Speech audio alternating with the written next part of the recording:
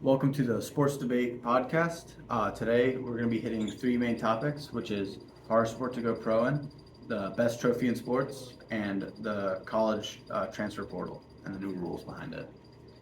So today we're going to start with hardest sport to go pro in. Me personally, I have football, and today we're talking about the draft.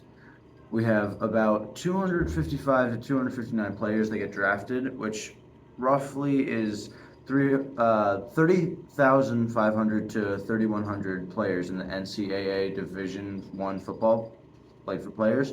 And the physicality of the players is a huge part as well, and the IQs and their plays and schemes. So See, I don't agree with that. I think that the hardest sport to go pro in is hockey, mainly because of the levels of play that it takes to get there.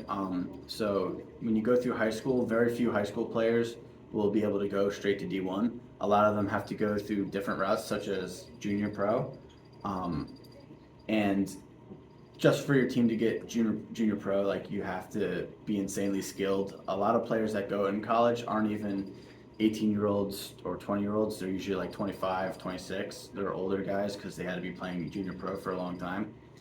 Um, Also, the spots available in the NHL are very limited. There's only 23 active players on each team, and there's so many college teams that like it's just too hard to get on an NCAA roster, and you have minor leagues and pros, so it's just too hard to get up on the NHL level, especially coming from high school or college.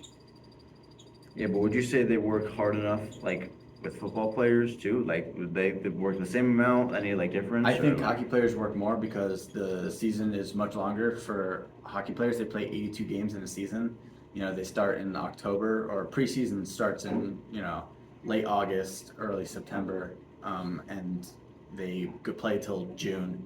Um, and for these younger guys who are in high school or after high school, they're playing just year round, nonstop playing. And hockey has as much physicality as football, I'd say. Maybe not as much like hard hitting happens, but it's just so much contact still happening, and your legs get beat with skating, and it's very hard to get good at it. The skill required to play hockey anyway is enough to say that it's a harder sport to go pro in. yeah, I'd agree with the physicality of probably both because with football you're running like you just go and you once you like get the ball and you gotta run even more. You Yeah. gotta score a touchdown. So like it's a lot of physical movement. So um, yeah, but we can move on to the best trophy. So obviously I have the Lombardi Trophy. It takes an insane amount of effort and perfect amount of communication, strategic plays, and the skills to get to the touchdown. And it's been around since 1966, so many players have strived for this trophy, and it's all in all very iconic. So I think the Lombardi Trophy is just the best trophy overall. See, I disagree. I think that the Stanley Cup trophy is definitely at least the most iconic trophy in sports, but let alone the best trophy. Um, like what I said with hockey, I mean, to get the Stanley Cup trophy is insanely hard. Just to even get to the NHL is insanely hard. But the cup also has been around for 133 years, and every year the team that won the cup gets their team engraved on it. So like every player is on there that's ever won the cup. Every coach is on there that's ever won the cup. It's just kind of like one of those things that's like it's just too iconic to say like it's not the best trophy in sports. Everyone knows it. You look at it and you go, "That's the Stanley Cup." I mean, I hear arguments of the FIFA World Cup. I disagree. I think FIFA World Cup is super cool. I think it's awesome that so many countries come in and play to one, go into one spot and play together. But I mean, the Stanley Cup is it's such an old trophy, and it gets bigger and bigger every year. And I think it's so cool. It's super iconic. Everyone knows it. So. Yeah. Okay, let's move on to the transfer portal. So many players benefit from or abuse the player transfer portal. And as of recently, it seems that players have been abusing the portal. and they can just go from one team to another like by the snap of their fingers. So it just if they like don't like their coach or if they even want to switch teams, they could just move. And I don't think it's very fair that a lot of teams just or a lot of players just switch like that. And it's very I don't agree with it at all. Yeah, so the NCAA just ruled that players must. Hold on, I'll read it word for word.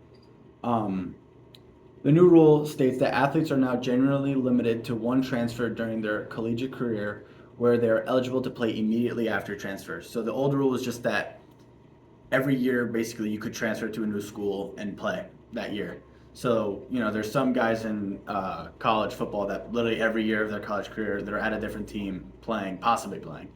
Um, the original rule was basically for players that aren't getting played that feel like they're able to play college football, for players that don't like their coaches or just trying to get out of the area and play at a new school with a new coach.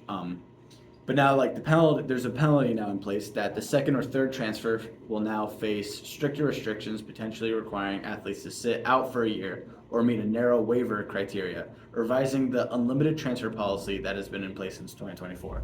So I agree with this rule. I think this rule is great. I think it's sucks that players do abuse this because there's something about a college experience that I think, like at the end of the day, these guys are still college kids, and I think that they need to I think they need to actually have an experience other than football or other than hockey or lacrosse or whatever sport they're playing. They need to be able to stay at a school and be committed to the school and coach, and that kind of sucks for the coaches because then that makes their recruiting harder for them because they have to fill in another spot because players are just leaving. Yeah, and and they have to account for that. I think one of the greatest things for at least in like a respect value is like if you go to college, you should try and stay at that college for like if you're playing a sport, you got to stay true to your team. Yeah. Like you got to like you got to you're supposed to be your ride or die. So Yeah, no, I agree. I think it kind of sucks that coaches will build a team, and the players just kind of abandon that team.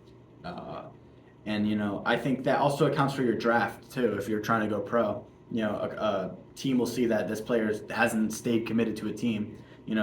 How are they going to prove that they're going to stay committed to their team and want to stay with their team and build what they got there? So it's kind of interesting. I really like that this new rule has been put in place. I wonder how it's going to affect these players that do just transfer every year. So it's going to be an interesting year next year. yeah. Yeah, Well, that's all. Thank you. thank you.